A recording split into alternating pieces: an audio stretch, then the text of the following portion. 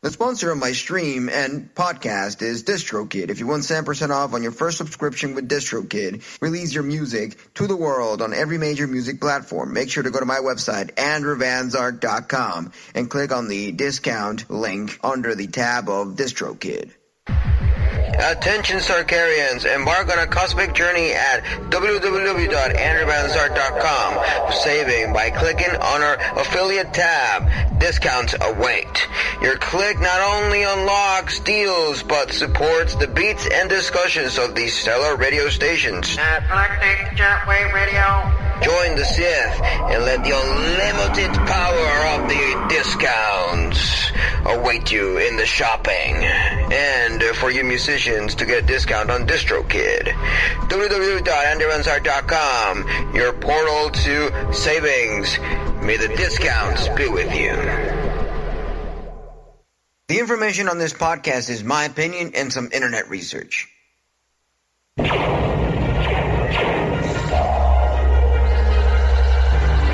Star Wars, the galaxy's most popular movie, is great family entertainment. Huh? Aren't we listening to Galactic ChatWave Radio? What is this whistling? I'm confused. Hosted by Andrew Van Zark. Now you're listening with power. Thank you. Now we can start listening to this show. I was so confused. May the Force be with you.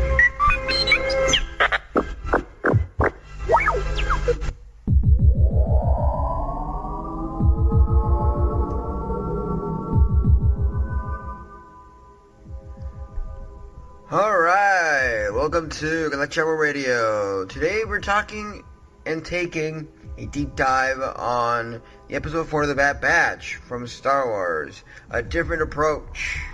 So, buckle up and let's get started with the awesomeness. I think this episode has a lot to talk about, as a big roller coaster up and down, and I liked all the emotions and all the awesomeness that this episode brought us to the table. So, that being said, let's get it flowing and running.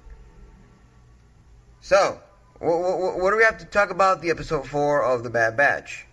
A lot.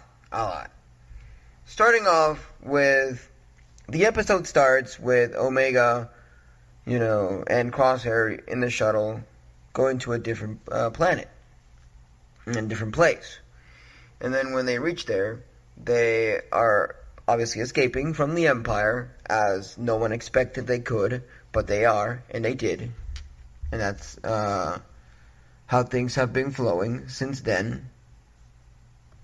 And I can totally say that it was interesting. We saw in the trailer like this mean face of Omega, and this is the episode where it actually happens. She was determined to get out from the Empire's clutch, the hands of the Empire. And the episode after that flows into Nala Se.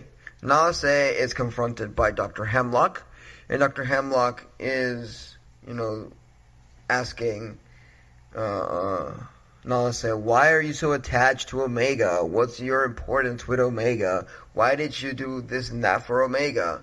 We tested Omega's blood, and it came out really good, really high, and really positive with the M count. It's an implication that Omega plays a pivotal role within the plans of what the Empire is doing. They're trying to get all those clones and test them out and do lots of experiments and expand their assets into a better place, into a more larger thing. So, what do we have to discuss about this, I still don't really know what they want to do with Omega's M count. Why is it so important when they had other people like Crosshair? They could have tried and capture Hunter or Wrecker or any of the other Clone Force 99 characters, but no, they were so hyper focused on Omega. Omega is, for me, the voice of reason. I don't understand how can this annoying bugger have become such an important piece of the puzzle with the Clone Force 99? And I can totally say that I love that happened, because she's the first ever female clone. She's the first ever clone that has the unique stuff that brings Omega to the table. She has helped the Clone Force 99, aka the Bad Batch, so many times in so many different ways that it's just incredible. Incredible, to say the least. You know? And there was a lot of struggle and triumph within this episode. As they continue their journey, Omega wanted to be resourceful, and she tries to get some flight tickets to get into the shuttle and keep escaping and moving away, further away from the Empire, you know. And it was kind of weird how she tried to, bribe to get the tickets, but then it was so high of a credit price to get those tickets that she was like, what am I going to do? And she thought of something clever. She decided to gamble her way through. And she managed to get the credits for the tickets, but, the captain started, being a a-hole, if I might say so myself.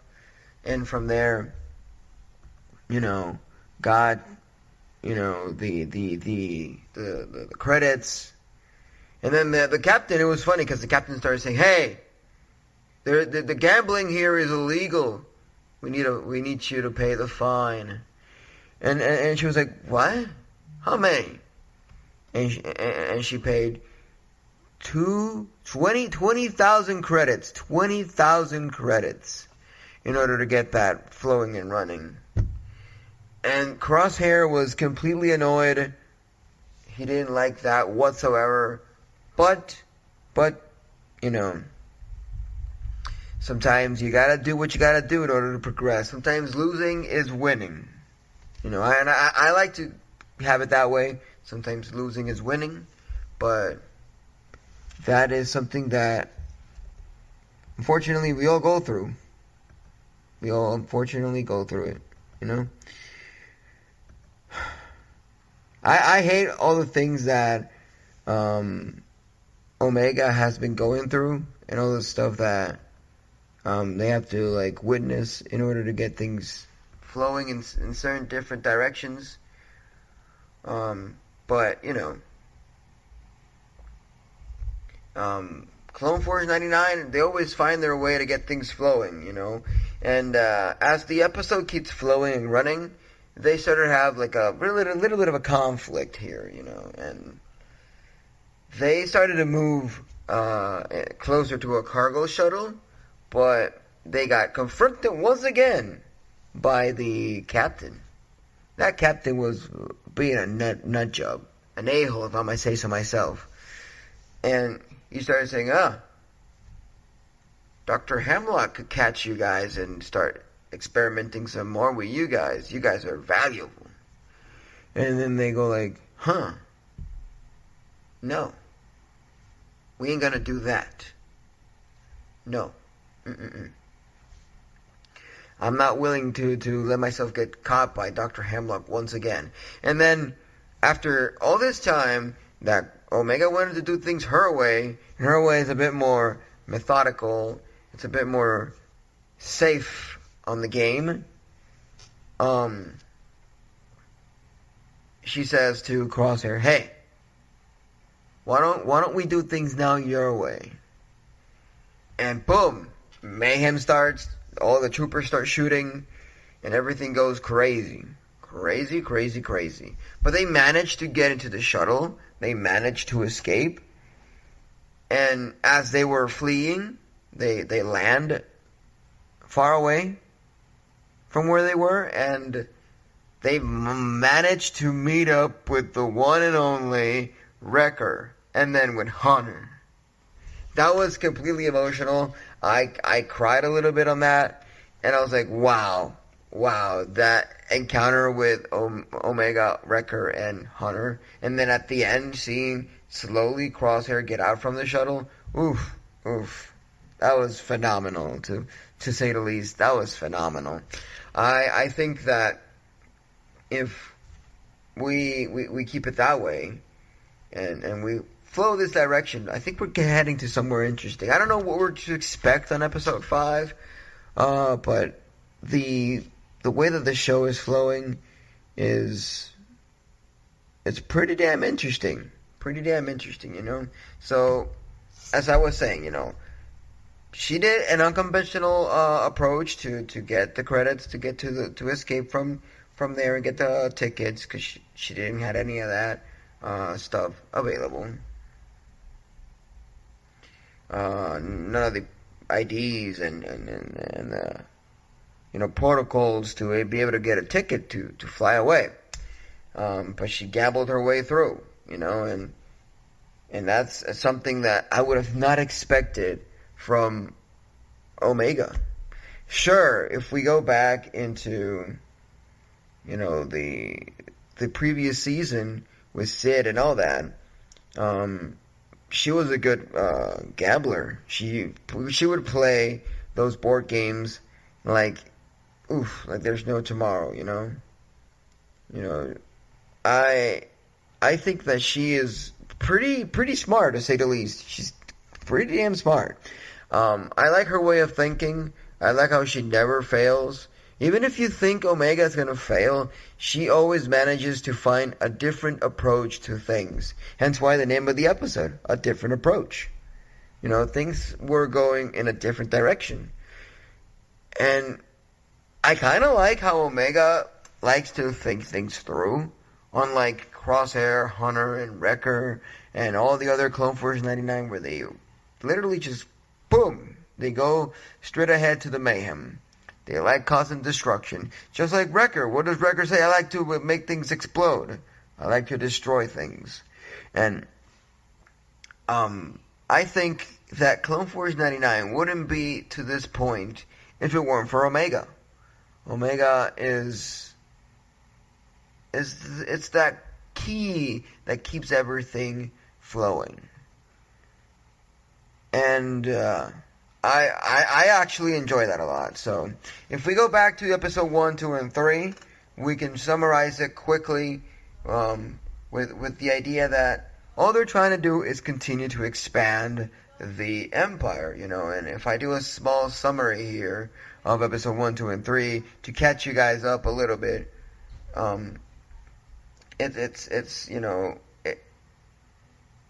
it's really interesting, and pretty dark if you ask me.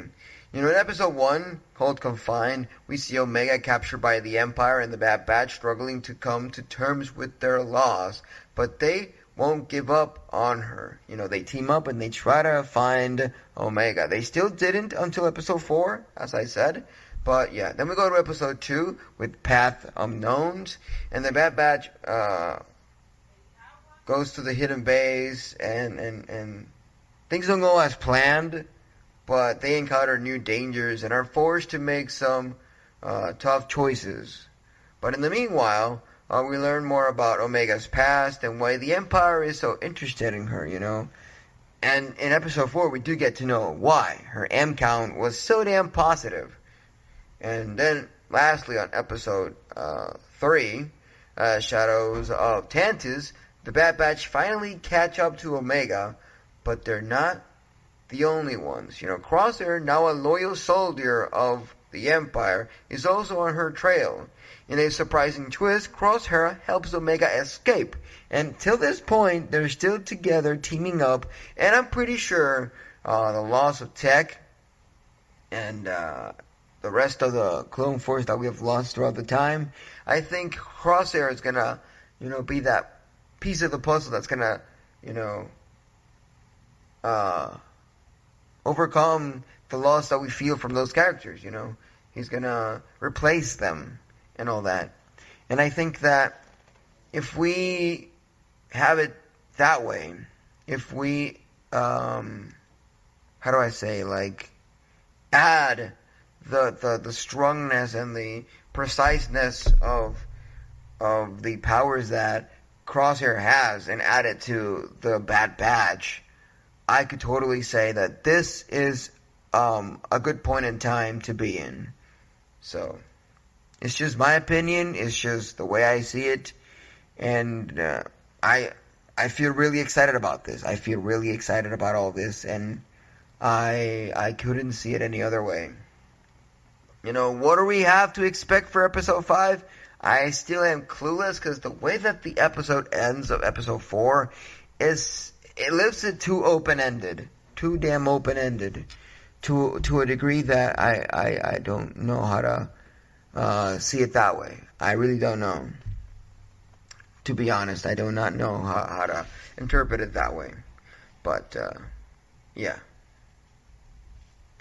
So, those are my thoughts and my short recap and review of the Bad Batch. So far, it's been really dark, and it's going in a different direction. I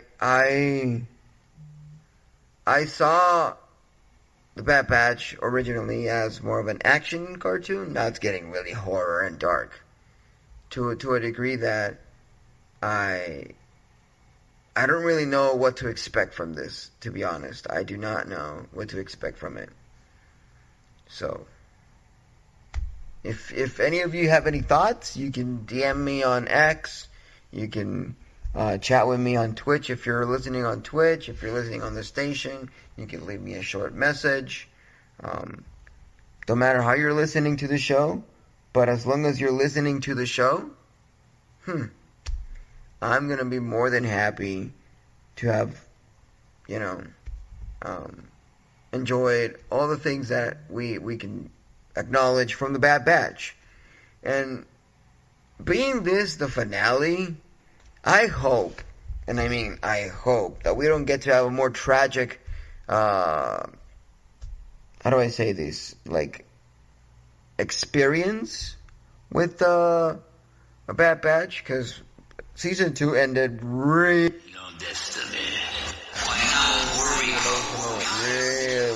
tragic, and I don't want this to be even more tragic than it was, That could be really, really hefty in our backs. Really goddamn hefty.